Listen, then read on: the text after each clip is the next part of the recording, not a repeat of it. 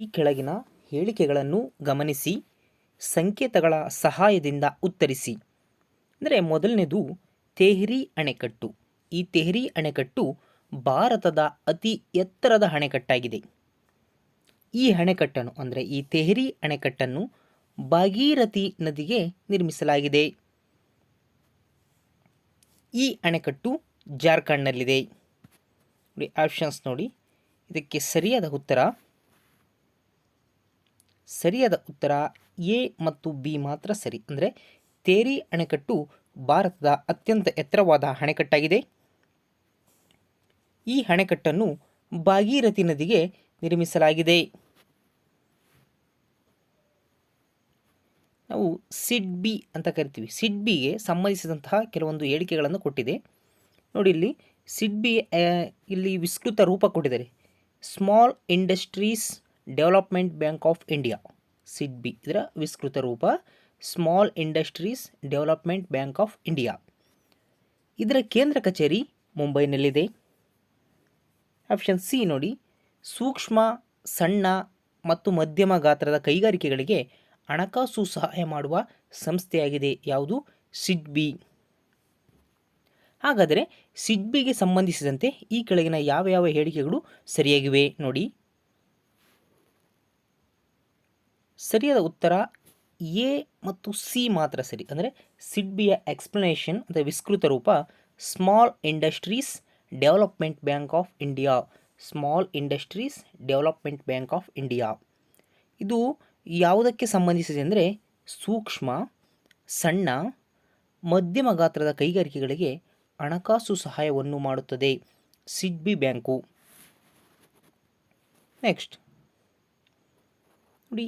ಈ ಕೆಳಗಿನ ಯಾವ ದಿನದಂದು ಭಾರತದಲ್ಲಿ ರಾಷ್ಟ್ರೀಯ ಕ್ರೀಡಾ ದಿನ ನ್ಯಾಷನಲ್ ಸ್ಪೋರ್ಟ್ಸ್ ಡೇ ಅನ್ನು ನಾವು ಆಚರಿಸುತ್ತೇವೆ? ಸರಿಯಾದ ಉತ್ತರ ಪ್ರತಿ ವರ್ಷ ಆಗಸ್ಟ್ 29ರಂದು ರಾಷ್ಟ್ರೀಯ ಕ್ರೀಡಾ ದಿನವನ್ನಾಗಿ ಆಚರಿಸುತ್ತೇವೆ. ಇನ್ನೊಂದು ಬಹಳ ಪ್ರಮುಖವಾದ ಪ್ರಶ್ನೆ, ಅಯೋಧ್ಯೆಗೆ ಸಂಬಂಧಪಟ್ಟಂತಹ ಪ್ರಶ್ನೆ. ಈ ಅಯೋಧ್ಯೆಯ ಭೂ ವಿವಾದ ಕುರಿತು ತೀರ್ಪು ನೀಡಿದ ಸುಪ್ರೀಂ ಕೋರ್ಟ್ನ ಪಂಚಸದಸ್ಯ ಸಂವಿಧಾನ ಪೀಠವು ಈ ಕೆಳಗಂಡ ಯಾವ ನ್ಯಾಯಾಧೀಶರನ್ನು ಒಳಗೊಂಡಿರಲಿಲ್ಲ? ನೋಡಿ.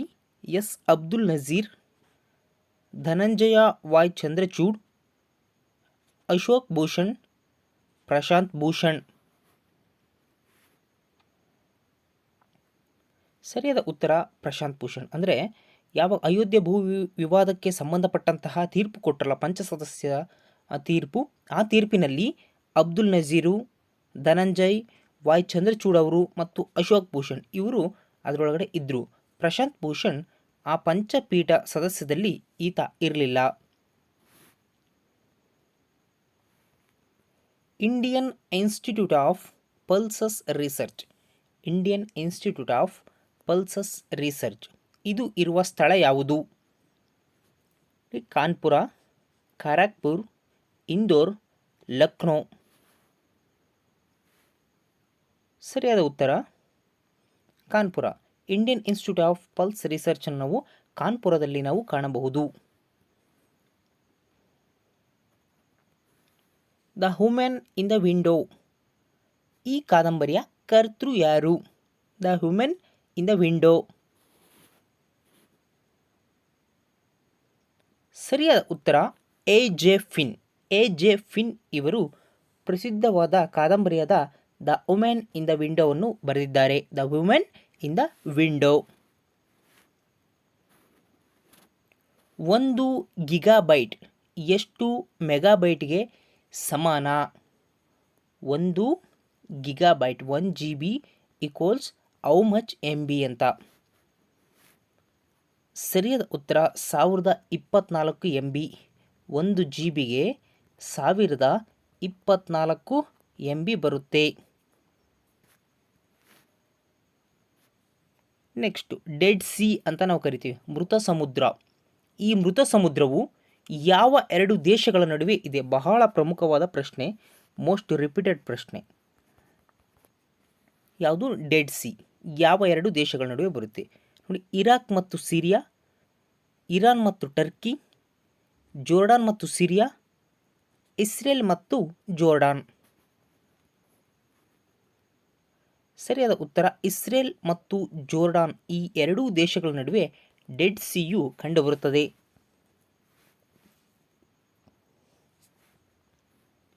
ರಾಷ್ಟ್ರಪತಿ ಚುನಾವಣೆಗೆ ಸಂಬಂಧಿಸಿದ ಚುನಾವಣಾ ತಕರಾರು ಅರ್ಜಿಯನ್ನು ಇತ್ಯರ್ಥಪಡಿಸುವವರು ಯಾರು? ಸಂಸತ್ತು, ಚುನಾವಣಾ ಆಯೋಗ, ಲೋಕಸಭೆ, ಸುಪ್ರೀಂ ಕೋರ್ಟ್. ಇದಕ್ಕೆ ಸರಿಯಾದ ಉತ್ತರ ಸುಪ್ರೀಂ ಕೋರ್ಟ್. ರಾಷ್ಟ್ರಪತಿಗೆ ಚುನಾವಣೆಗೆ ಸಂಬಂಧಪಟ್ಟಂತಹ ಯಾವುದೇ ಚುನಾವಣೆ ತಕರಾರು ವಿಷಯಗಳಿಗೆ ಇವನ್ನೆಲ್ಲ ಈ ಡಿಸ್ಪ್ಯೂಟ್ಗಳನ್ನು, ಈ ವ್ಯಾಜ್ಯಗಳನ್ನು ಬಗೆಹರಿಸುವುದು ಸುಪ್ರೀಂ ಕೋರ್ಟ್ ಮಾತ್ರ. ಇಲ್ಲಿ ಯಾವುದೇ ಸಂಸತ್ತಾಗಲಿ ಅಥವಾ ಆಯೋಗ ಆಗಲಿ ಲೋಕಸಭೆಯಲ್ಲಿ ಇದನ್ನು ಇತ್ಯರ್ಥಪಡಿಸಲಾಗುವುದಿಲ್ಲ. ಸರಿಯಾದ ಉತ್ತರ ಸುಪ್ರೀಂ ಕೋರ್ಟ್. ಕೇವಲ ರಾಷ್ಟ್ರಪತಿ ಅಂತಲ್ಲ, ರಾಷ್ಟ್ರಪತಿ ಮತ್ತು ಉಪರಾಷ್ಟ್ರಪತಿಯವರ ಚುನಾವಣೆಗೂ ಸಂಬಂಧಿಸಿದಂತಹ ಚುನಾವಣೆಗಳು ಕೂಡ ಇತ್ಯರ್ಥಪಡಿಸುವವರು ಯಾರು ಅಂದರೆ ಸುಪ್ರೀಂ ಕೋರ್ಟ್. ಈ ಹಿಂದೆ ಯಾವ ವಿಧಿಯು ಜಮ್ಮು ಕಾಶ್ಮೀರಕ್ಕೆ ವಿಶೇಷ ಸ್ಥಾನಮಾನವನ್ನು ಕಲ್ಪಿಸಿದೆ? ಈಗ ಪ್ರೆಸೆಂಟ್ ತೆಗೆದಿದ್ದೇವೆ. ಯಾವ ಆರ್ಟಿಕಲ್ ಅಂದರೆ ಸಂವಿಧಾನದ ಆರ್ಟಿಕಲ್ 370. ಆರ್ಟಿಕಲ್ 370 ಜಮ್ಮು ಕಾಶ್ಮೀರಕ್ಕೆ ವಿಶೇಷ ಸ್ಥಾನಮಾನವನ್ನು ಕಲ್ಪಿಸಿತ್ತು. ಭಾರತ ಸಂವಿಧಾನದ 4ನೇ ಅನುಸೂಚಿಯು ಈ ಕೆಳಗಿನ ಯಾವ ವಿಷಯ ಕುರಿತು ವಿವರಣೆಯನ್ನು ನೀಡುತ್ತದೆ? 4ನೇ ಅನುಸೂಚಿ ನೋಡಿ, ಕೇಂದ್ರ ಪಟ್ಟಿ, ರಾಜ್ಯ ಪಟ್ಟಿ, ಸಮವರ್ತಿ ಪಟ್ಟಿ ಬಗ್ಗೆ, ಈಶಾನ್ಯ ರಾಜ್ಯಗಳ ಆಡಳಿತ ಮತ್ತು ನಿಯಂತ್ರಣ ಬಗ್ಗೆ, ವಿವಿಧ ರಾಜ್ಯಗಳ ರಾಜ್ಯಸಭಾ ಸ್ಥಾನಗಳ ಹಂಚಿಕೆಗಳ ಬಗ್ಗೆ, ಅಧಿಕೃತ ಭಾಷೆಗಳ ಬಗ್ಗೆ. ಸರಿಯಾದ ಉತ್ತರ ಆಪ್ಷನ್ ಸಿ, ವಿವಿಧ ರಾಷ್ಟ್ರಗಳ ರಾಜ್ಯಸಭಾ ಸ್ಥಾನಗಳ ಹಂಚಿಕೆ ಬಗ್ಗೆ ಇರ್ತಕ್ಕಂಥ 12 ಶೆಡ್ಯೂಲ್ಸ್ಗಳನ್ನು ನಾವು ತಿಳ್ಕೋಬೇಕು. ಅದರಲ್ಲಿ 4ನೇದು ಹೇಳುತ್ತೆ ವಿವಿಧ ರಾಜ್ಯಗಳ ರಾಜ್ಯಸಭಾ ಸ್ಥಾನಗಳ ಹಂಚಿಕೆಗಳ ಬಗ್ಗೆ. ನೆಕ್ಸ್ಟು, ಈ ಕೆಳಗಿನ ಯಾವ ಮಣ್ಣು ಅಗ್ನಿಶಿಲೆಗಳ ಶಿಥಿಲೀಕರಣದಿಂದ ಉತ್ಪತ್ತಿಯಾಗುತ್ತದೆ? ಮೆಕ್ಕಲು ಮಣ್ಣು, ಕಪ್ಪು ಮಣ್ಣು, ಕೆಂಪು ಮಣ್ಣು, ಲ್ಯಾಟರೈಟ್ ಮಣ್ಣು. ಸರಿಯಾದ ಉತ್ತರ ಕಪ್ಪು ಮಣ್ಣು. ಈ ಕಪ್ಪು ಮಣ್ಣು ಅಗ್ನಿಶಿಲೆಗಳ ಶಿಥಿಲೀಕರಣದಿಂದ ಉತ್ಪತ್ತಿಯಾಗುತ್ತದೆ. ಕಪ್ಪು ಮಣ್ಣು, ಇದನ್ನು ರೇಗೂರ್ ಮಣ್ಣು ಅಂತ ನಾವು ಕರಿತೇವೆ. ಈ ಕಪ್ಪು ಮಣ್ಣು ಹತ್ತಿ ಬೆಳೆಯಲು ಸೂಕ್ತ.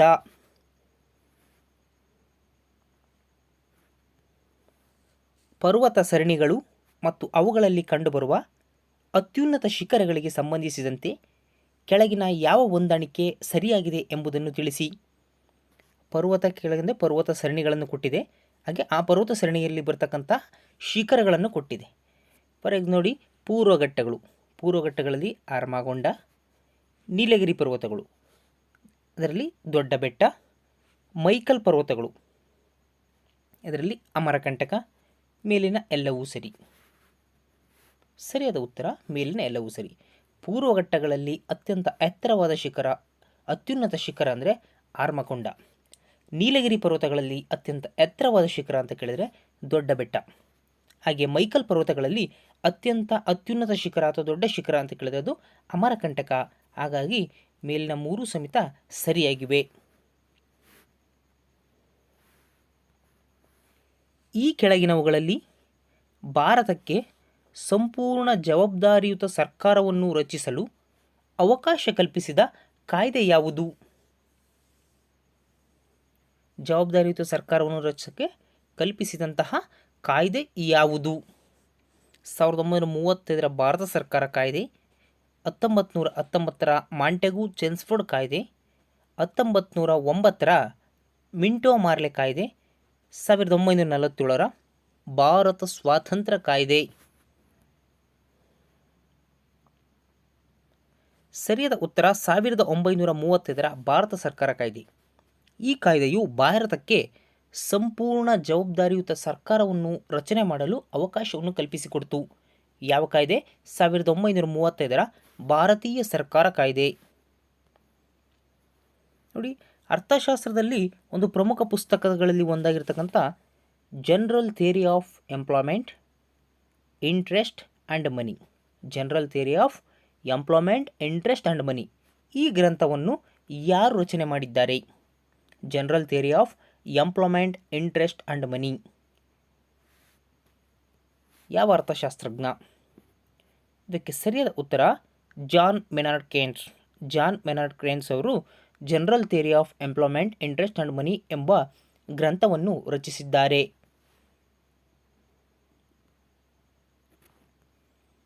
ಭಾರತದ ಹಣದ ಮಾರುಕಟ್ಟೆ ಸುಧಾರಣೆಗೆ ಸಂಬಂಧಿಸಿದಂತೆ ಈ ಕೆಳಗಿನ ಯಾವ ಸಮಿತಿಯನ್ನು ರಚಿಸಲಾಗಿತ್ತು? ಹಣದ ಮಾರುಕಟ್ಟೆ ಸುಧಾರಣೆಗೆ ರಚಿಸಿದಂತಹ ಸಮಿತಿ ಯಾವುದು? ಸರಿಯಾದ ಉತ್ತರ ವಾಗಲ್ ಸಮಿತಿ. ಈ ವಾಗಲ್ ಸಮಿತಿಯು ಭಾರತದ ಹಣದ ಮಾರುಕಟ್ಟೆ ಸುಧಾರಣೆಗೆ ರಚಿಸಿದಂತಹ ಒಂದು ಪ್ರಮುಖವಾದ ಸಮಿತಿ, ವಾಗಲ್ ಸಮಿತಿ. ವಿಶ್ವಸಂಸ್ಥೆಯ ಅಭಿವೃದ್ಧಿ ಕಾರ್ಯಕ್ರಮವು ಮಾನವ ಅಭಿವೃದ್ಧಿ ಸೂಚಿಯನ್ನು ಈ ಕೆಳಗಿನ ಯಾವ ಮಾನದಂಡಗಳ ಆಧಾರದ ಮೇಲೆ ಅಂದಾಜಿಸಲಾಗುತ್ತದೆ? HDI ಅಂತ ನಾವು ಕರಿತೀವಲ್ಲ, ಹ್ಯೂಮನ್ ಡೆವಲಪ್ಮೆಂಟ್ ಇಂಡೆಕ್ಸು. ಈ ಹ್ಯೂಮನ್ ಡೆವಲಪ್ಮೆಂಟ್ ಇಂಡೆಕ್ಸ್, ಮಾನವ ಅಭಿವೃದ್ಧಿ ಸೂಚಿ ಯಾವುದರ ಮೇಲೆ ನಾವು ಅಂದಾಜಿಸಲಾಗುತ್ತದೆ? ನೋಡಿ, ಶೈಕ್ಷಣಿಕ ಸಾಧನೆ, ನಿರೀಕ್ಷಿತ ಜೀವಿತಾವಧಿ, ಜೀವನ ಮಟ್ಟ, ಮೇಲಿನ ಎಲ್ಲವೂ. ಸರಿಯಾದ ಉತ್ತರ ಮೇಲಿನ ಎಲ್ಲವೂ. ಅಂದರೆ ಹ್ಯೂಮನ್ ಡೆವಲಪ್ಮೆಂಟ್ ಇಂಡೆಕ್ಸ್ನ ನಾವು ಮಾನವ ಅಭಿವೃದ್ಧಿ ಸೂಚಿಯನ್ನು ಶೈಕ್ಷಣಿಕ ಸಾಧನೆಗಳ ಮೇಲೆ, ನಿರೀಕ್ಷಿತ ಜೀವಿತ ಅವಧಿಗಳ ಮೇಲೆ ಮತ್ತು ಅವರ ಜೀವನ ಮಟ್ಟದ ಮೇಲೆ ನಾವು ಅಂದಾಜಿಸಲಾಗುತ್ತದೆ. ಇನ್ನೊಂದು ಮೋಸ್ಟ್ ಇಂಪಾರ್ಟೆಂಟ್ ಪ್ರಶ್ನೆ, ಕೃಷಿ ಮತ್ತು ಕೃಷಿ ಸಂಬಂಧಿಸಿದಂತಹ ಚಟುವಟಿಕೆಗಳ ಉತ್ಪಾದನೆಯಲ್ಲಿ ಆದಂತಹ ಅಗಾಧ ಹೆಚ್ಚಳವನ್ನು ಕಾಮನಬಿಲ್ಲು ಕ್ರಾಂತಿ ಅಂತ ನಾವು ಕರಿತೇವೆ. ಕೃಷಿ ಮತ್ತು ಕೃಷಿಗೆ ಸಂಬಂಧಿಸಿದ ಚಟುವಟಿಕೆಗಳು, ಅದರಲ್ಲಿ ಹೆಚ್ಚು ಉತ್ಪತ್ತಿ ಆಗುತ್ತಲ್ವ, ಆ ಉತ್ಪಾದನೆಯನ್ನು ನಾವು ಕಾಮನಬಿಲ್ಲು ಕ್ರಾಂತಿ ಅಂತ ಕರಿತೀವಿ. ಹಾಗಾದರೆ ಕೃಷಿ ಕ್ರಾಂತಿ ಹಾಗೂ ಅದು ಸಂಬಂಧಿಸಿದ ಕ್ಷೇತ್ರಕ್ಕೆ ಸಂಬಂಧಿಸಿದಂತೆ ಈ ಕೆಳಗಿನ ಯಾವ ಜೋಡಿಯು ಸರಿಯಾಗಿದೆ ಎಂಬುದನ್ನು ಗುರುತಿಸಿ. ನೋಡಿ, ಹಳದಿ ಕ್ರಾಂತಿ ಯಾವುದಕ್ಕೆ ಸಂಬಂಧಿಸಿದೆ ಅಂದರೆ ಎಣ್ಣೆ ಬೀಜಗಳ ಉತ್ಪಾದನೆ. ಕಪ್ಪು ಕ್ರಾಂತಿ ಮೊಟ್ಟೆಗಳ ಉತ್ಪಾದನೆ. ಕೆಂಪು ಕ್ರಾಂತಿ ಮೀನುಗಳ ಉತ್ಪಾದನೆ. ನೀಲಿ ಕ್ರಾಂತಿ ಮಾಂಸದ ಉತ್ಪಾದನೆ. ಇಲ್ಲಿ ಸರಿಯಾದ ಉತ್ತರ ಹಳದಿ ಕ್ರಾಂತಿ, ಎಣ್ಣೆ ಬೀಜಗಳು. ಇಲ್ಲಿ ಇವು ಮೂರು ಸಮೇತ ತಪ್ಪಾಗಿವೆ. ಹಳದಿ ಕ್ರಾಂತಿ, ಎಣ್ಣೆ ಬೀಜಗಳು. ಸರ್ಕಾರವು ಜನರ ಆರ್ಥಿಕ ಚಟುವಟಿಕೆಗಳ ಮೇಲೆ ತನ್ನ ಅನಗತ್ಯ ನಿಯಂತ್ರಣ ಮತ್ತು ನಿರ್ಬಂಧಗಳನ್ನು ಸಡಿಲಗೊಳಿಸಿ ಮುಕ್ತ ಅರ್ಥವ್ಯವಸ್ಥೆಗೆ ಅವಕಾಶ ಮಾಡಿಕೊಡುತ್ತೆ. ಈ ಅವಕಾಶ ಮಾಡಿಕೊಡುವಂತಹ ಪ್ರಕ್ರಿಯೆಗೆ ನಾವು ಏನಂತ ಕರಿತೇವೆ? ಸರ್ಕಾರವು ಜನರ ಆರ್ಥಿಕ ಚಟುವಟಿಕೆಗಳ ಮೇಲಿನ ತನ್ನ ಅನಗತ್ಯ ನಿಯಂತ್ರಣ ಮತ್ತು ನಿರ್ಬಂಧಗಳನ್ನು ಸಡಿಲಗೊಳಿಸಿ ಮುಕ್ತ ಅರ್ಥವ್ಯವಸ್ಥೆಗೆ ಅವಕಾಶ ಮಾಡಿಕೊಡುವಂತಹ ಪ್ರಕ್ರಿಯೆಗೆ ಏನಂತೇವೆ? ನೋಡಿ, ಬಂಡವಾಳಶಾಹಿ ಅರ್ಥವ್ಯವಸ್ಥೆ, ಉದಾರೀಕರಣ, ಮಿಶ್ರ ಅರ್ಥವ್ಯವಸ್ಥೆ, ಖಾಸಗೀಕರಣ. ಸರಿಯಾದ ಉತ್ತರ ಉದಾರೀಕರಣ ಅಂತ ನಾವು ಕರಿತೀವಿ. ಸರ್ಕಾರವು ಜನರ ಆರ್ಥಿಕ ಚಟುವಟಿಕೆಗಳ ಮೇಲೆ ತನ್ನ ಅನಗತ್ಯ ನಿಯಂತ್ರಣ ಮತ್ತು ನಿರ್ಬಂಧಗಳನ್ನು ಸಡಿಲಗೊಳಿಸಿ ಅವಕ್ಕೆ ಅರ್ಥವ್ಯವಸ್ಥೆಯಲ್ಲಿ ಒಂದು ಮುಕ್ತವಾಗಿರ್ತಕ್ಕಂಥ ಒಂದು ಅವಕಾಶವನ್ನು ಪ್ರಕ್ರಿಯೆ ಮಾಡಿಕೊಡುತ್ತೆ. ಅದು ನಾವು ಉದಾರೀಕರಣ ಅಂತ ಕರಿತೇವೆ. ಭಾರತದ ಮಾಜಿ ರಾಷ್ಟ್ರಪತಿ ಡಾಕ್ಟರ್ ಅಬ್ದುಲ್ ಕಲಾಂ ರವರು ರೂಪಿಸಿದಂಥ PURA ಪುರ, ಈ ಯೋಜನೆಯು ಯಾವ ಕ್ಷೇತ್ರಕ್ಕೆ ಸಂಬಂಧಿಸಿದೆ? ಪುರ ಯೋಜನೆಯು ಯಾವ ಕ್ಷೇತ್ರಕ್ಕೆ ಸಂಬಂಧಿಸಿದೆ? ಸರಿಯಾದ ಉತ್ತರ ಗ್ರಾಮೀಣ ಅಭಿವೃದ್ಧಿ, ಅದಕ್ಕೋಸ್ಕರ ರೂಪಿಸಿದಂತಹ ಒಂದು ಮಾದರಿ ಯೋಜನೆ, ರೂರಲ್ ಡೆವಲಪ್ಮೆಂಟ್. PURA ಯಾವುದಕ್ಕೆ ಸಂಬಂಧಿಸಲ್ಪಟ್ಟಿದೆ? ಗ್ರಾಮೀಣ ಅಭಿವೃದ್ಧಿಗಾಗಿ ರೂಪಿಸಿದಂತಹ ಒಂದು ಮಾದರಿ ಯೋಜನೆಯಾಗಿದೆ.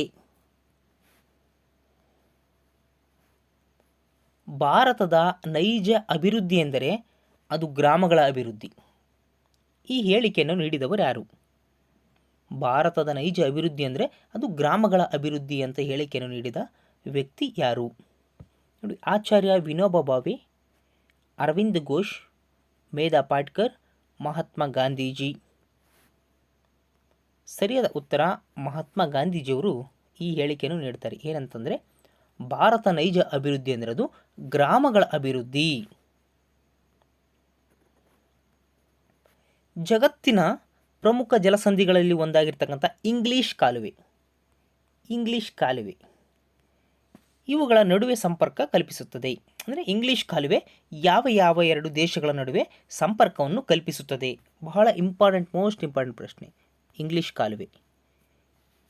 ಸರಿಯಾದ ಉತ್ತರ ಬ್ರಿಟನ್ ಮತ್ತು